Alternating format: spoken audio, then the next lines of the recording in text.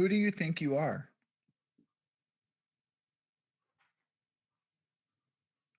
I'll tell you that even 2 or 3 years ago, I would have told you that I was a deeply damaged person. And that goes all the way back to adolescence. You see, high school for me was, it was extraordinary in that, it was just a really brutal 4 years. And, lots of kids go through bullying um but I just gotta tell you that, I made an easy target, and I look back at those dark 4 years walking down the corridors. I can see the pale blue lockers. I can see the rough brick details inside the building and those indestructible vinyl floor tiles that we've all seen in school buildings. And it was just a really uncomfortable place for me. And everybody knew it.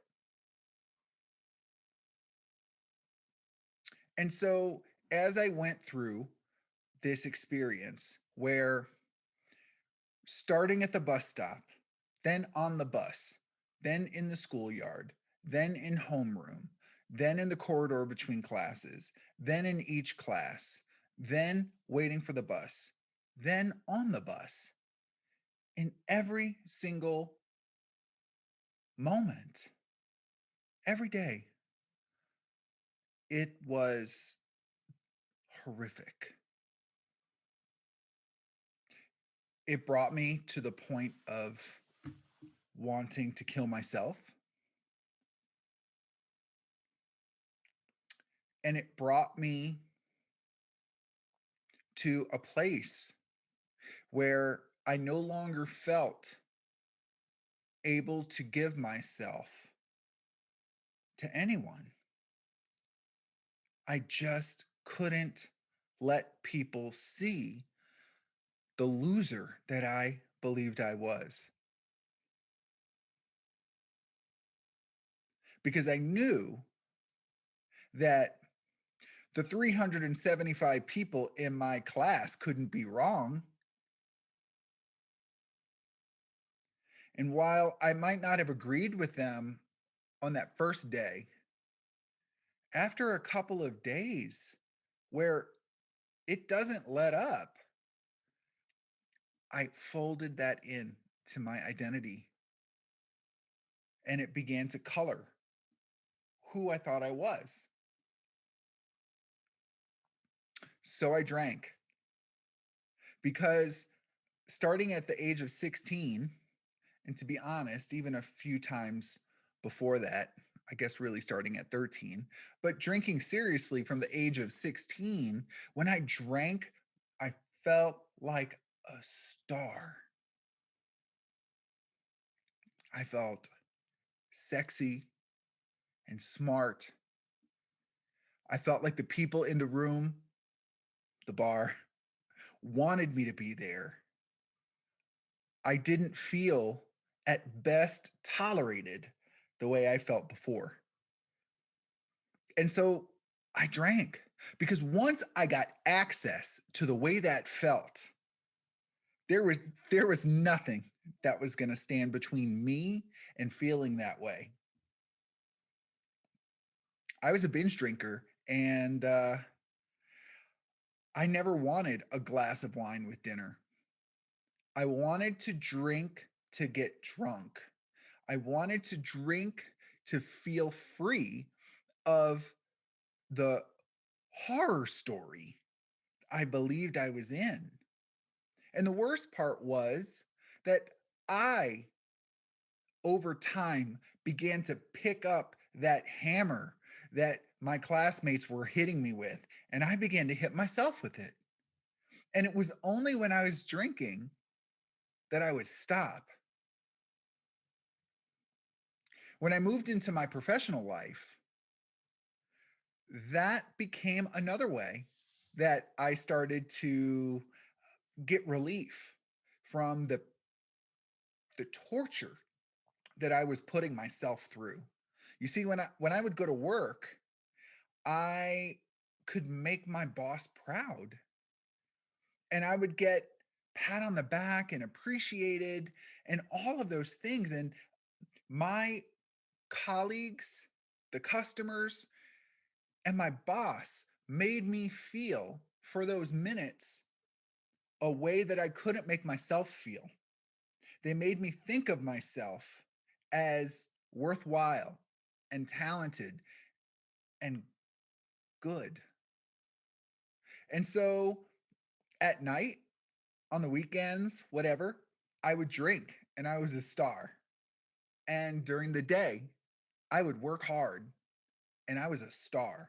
Because let me tell you something, nothing makes you work harder than when your job is one of the only ways you feel good about yourself. And so I got promoted 6 times in 8 years. And my company was so happy to develop me and invest in me because they saw how hard I worked, you know? But eventually, these two coping mechanisms, the drinking and the work, they collided. And my drinking started to cause problems for me at work. And when that happened, I had to choose one. And the more realistic choice for me was to pick my career. So I stopped drinking. It was as simple as that. And I continued on this path and I continued to do well at work. But all of a sudden, I had no more medicine to make me feel okay outside of work. I had nothing else to soothe me, nothing else would work. And so I began to amplify other compulsive behaviors that took the place of alcohol. I began to binge eat. I shopped compulsively to make myself feel good, to make myself feel worthwhile, like I had a life worth living. I would use sex and hookups and dating as a way to try to make myself feel good. And I really spun out of control in that area. I worked my butt off. I worked so hard. And so these are the ways that I stopped drinking and still found a way to muddle through life day after day. But here's the thing, when I traded out one compulsion for four or five, man, my life got chaotic quick. And I spiraled into a really, really dark place. I found myself 425 pounds, diagnosed with borderline personality disorder and bipolar disorder. I was $35,000 in credit card debt. I was alone. I couldn't fly anymore, and I had a travel based job. I stuck out that job for a while, but the day my father died, I got that call from my sister, and I was in New York. I lived in New Orleans. And you see, at my size, at 425 pounds, I was so big that sometimes, usually, the seatbelt extender would work, but not always. Some of them were too small, they aren't all the same length. And uh, when I would walk down the aisle, you could just see the terror in people's eyes, hoping that I wasn't going to sit next to them because I took up a full seat and a half. So the day my father died, I had to book a window seat on a sold out flight. And I never booked a window seat. I always booked an aisle seat because I could, spill out into the aisle a little bit. Um, but this time it wasn't possible. And there I was, seated against the window, and the middle seat was empty. And someone walked up and they refused to take that seat. So that day, that same day, my father had died. And I'm leaning against the window, trying to black out the world in so much pain. And the person refused to take their seat on a sold out flight. Now, this wasn't the first time this happened. This was the third time this had happened to me on a sold out flight. But let me paint this picture for you. The flight attendant has to find a volunteer willing to sit in that seat, or we can't take off.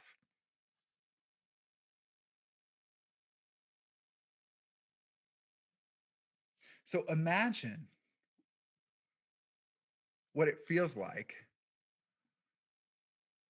on the day your father died to have the flight attendant begging people, going to petite people and begging them to come sit next to me. Monster that I was. Now, it's not really their fault. I mean, it wasn't fair for them to have to be put in such an uncomfortable situation. But that doesn't mean it wasn't painful. So she found someone, and this small lady took the seat. I thanked her for being willing to sit next to me. And over the course of the entire flight, the flight attendant came by and continued to offer her gifts, food, beverages, all in appreciation for being willing to take this seat. And it was in that moment that I decided I just couldn't do this job anymore. So I quit right there. The next morning, I called my boss and I said, I will never get on a plane again for you. And so I'll give you 90 days notice if I can work from home and train my replacement, but that's it. I won't do it. Well, there I found myself, as I mentioned, $35,000 in debt, no savings. I moved into my mother's house. There was no room. I would carry a mattress into the living room every night, and that's where I would sleep, attached to my CPAP machine. In my 30s, 6 prescriptions, a machine to make sure I didn't choke on myself at night, no friends, no romance, no job. And I was ready. I was ready to sink into darkness. I was just ready. I mean, there's no bouncing back from that. Surely, if someone could come back from that, they would film documentaries about that person. It would be extraordinary. There's no hope.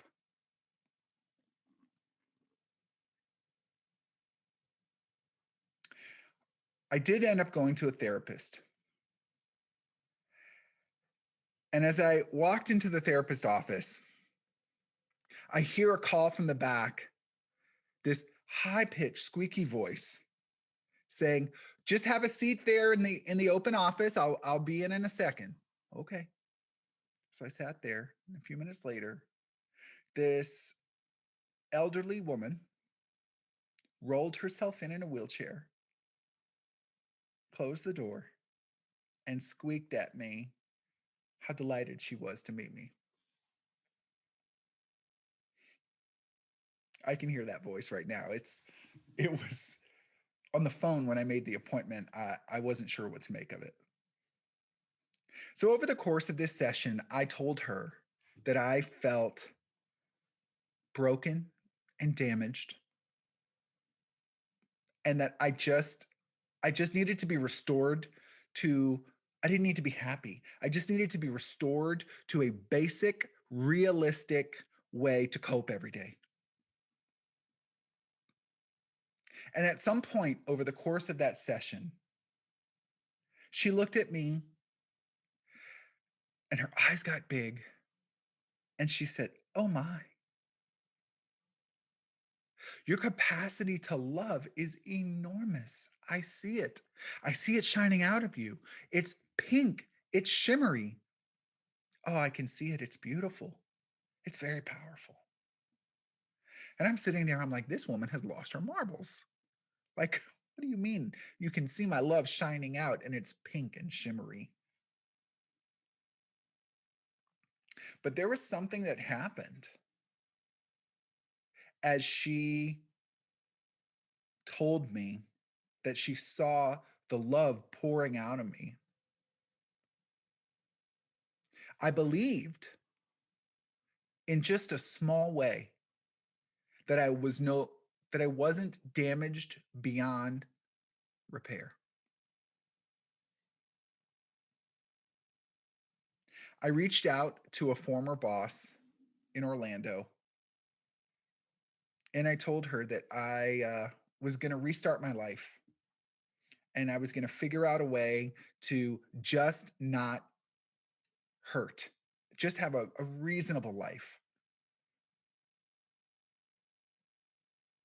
She told me, "Oh my gosh, please come to Orlando. Please come here. You can work for me. I can't pay you what you're used to making, but I can give you a little something and you can do projects for me while you job hunt. Come on back." So I went back to Orlando. I had worked there probably, I don't know, 6 years before that. And this company just rallied around me and found miscellaneous jobs for me to do. But the most incredible part of it, not only was I so appreciative, oh, not to mention a former colleague opened up his house and let me stay. But not just that. The fact is, there were about 10 people in that department where I was, and they rallied around me like pillars and just lifted me up, all 425 pounds of me. And I'll tell you, my spirit weighed a lot more than that. And they lifted me up. And they were so happy to see me walk through the door every morning. And they wanted to sit next to me. They wanted to sign birthday cards for me. And they wanted to have lunch together. And I don't know. I don't know what happened. And I don't know why. But these people loved me in a way that I couldn't love myself. And I was only there for 11 months. But I'll tell you what, that boss and that team saved my life.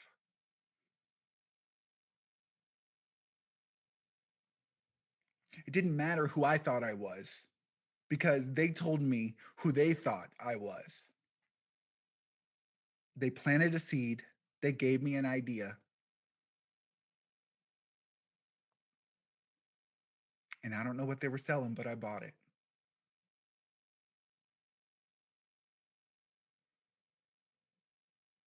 I bought it. And that relaunched me. All of the sudden, I ended up in a job with more responsibility and more money than I had ever had before.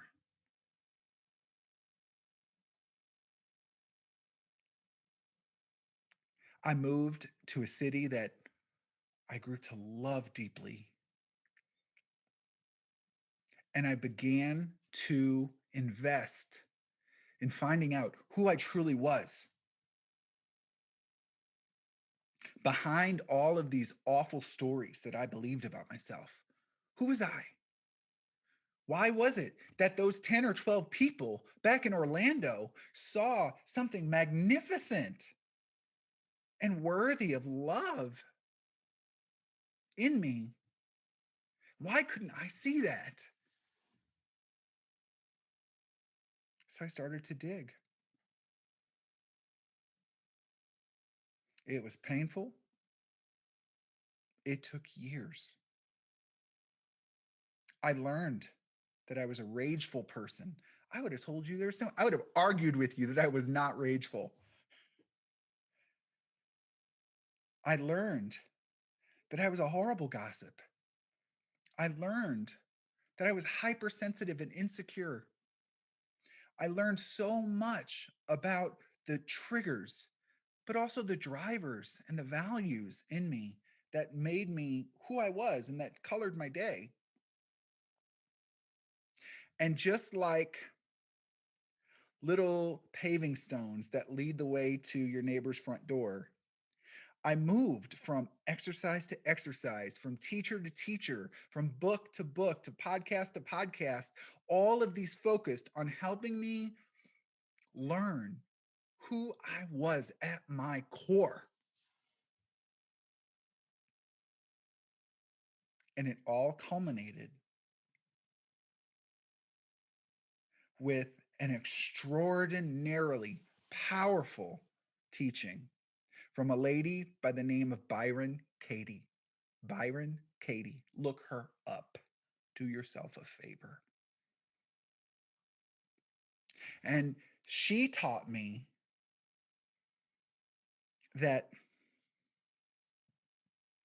all suffering, not all pain, all suffering originates from a story that we believe that argues with reality. I'll say it again. All suffering begins with a story that we believe that argues with reality.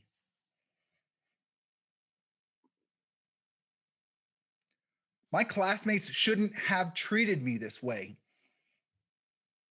That's a story I believed.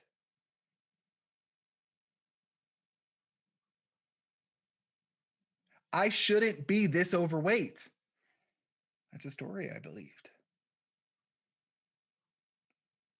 It's unfair. I shouldn't have had the life I had. It's a story I believed.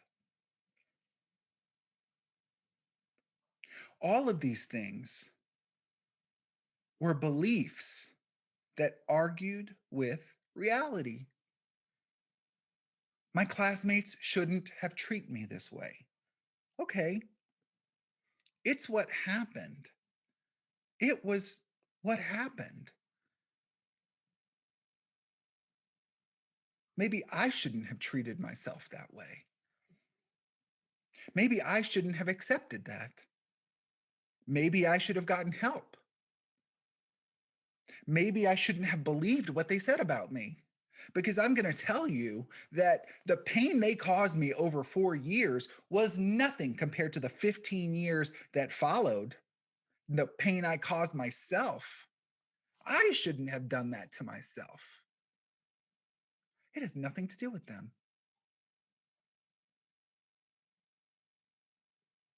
Life wasn't fair. Yeah, I believe that. And when I believe it, it hurts. Is it not fair? I don't know. There are causes and effects. There might be things I don't understand. But when I believe it's not fair, it hurts. When I stop thinking about how unfair everything is, I can let it go. So it's my thoughts, it's my belief systems that say reality is wrong and shouldn't be what it is. Those are the things that hurt me. My father shouldn't have died. That woman should have wanted to take the seat next to me on the plane. That flight attendant shouldn't have bribed the other lady with drinks for being willing to sit next to me. These are things I believed. And when I believe them, they hurt. And let me tell you, today, when I have a thought about myself that is not positive, I investigate that bad boy. Is it true? Is it true? So let me ask you, I'm going to go back to the first words that I said today. Who do you think you are? Who do you think you are? Do you think you're fat? Do you think you're broken? Do you think you're a mom whose kids should respect her more? Do you think you're someone who's underappreciated at work? Do you think your sales goals are unreasonable and you're stuck in that situation?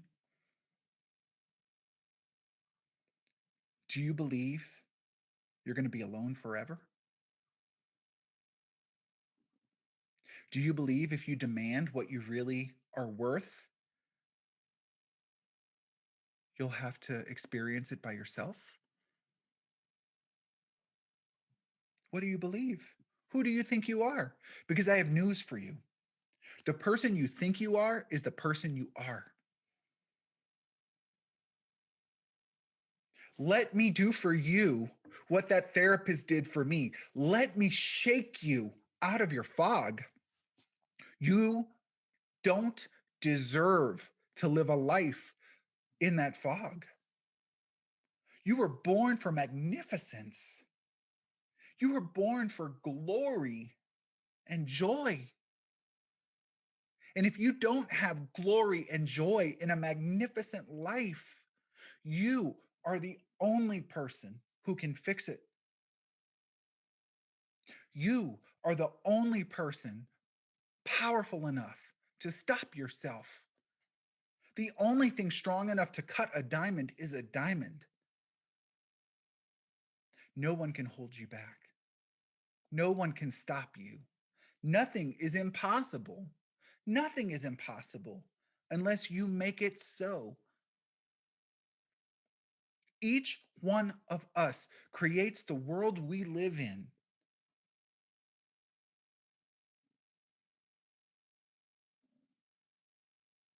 Do you believe the political chaos is ruining society? Okay,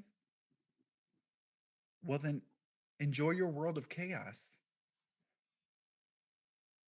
because that's the world you've created. Do you believe the fighting that people are doing is your business? Okay, you can have that. The universe will give you what you want. Is that what you want? Do you want to live in that world? Go for it. You can have it. Or do you believe the fighting and the anxiety and the stress, do you believe that's their business and not yours? Because the minute you believe it's not your business to get involved in that fighting, the minute you drop it and you have peace. And so I'm going to leave you with a challenge. The challenge is the next time you absorb and accept a thought that is negative, I'll never make that sales goal. No one wants to go out with me.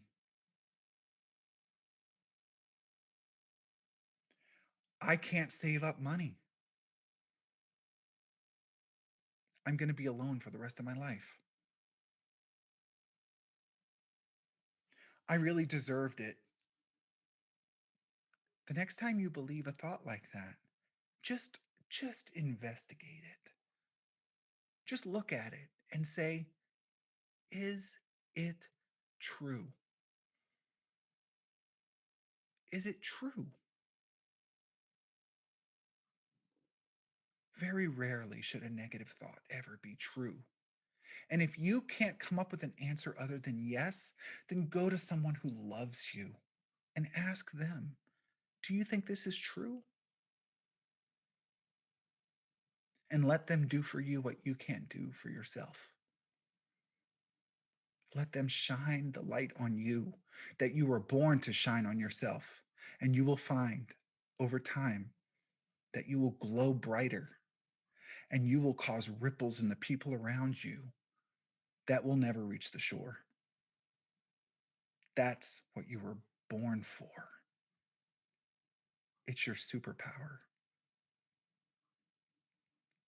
Who do you think you are? I know who you are already. Do you? It's time to find out.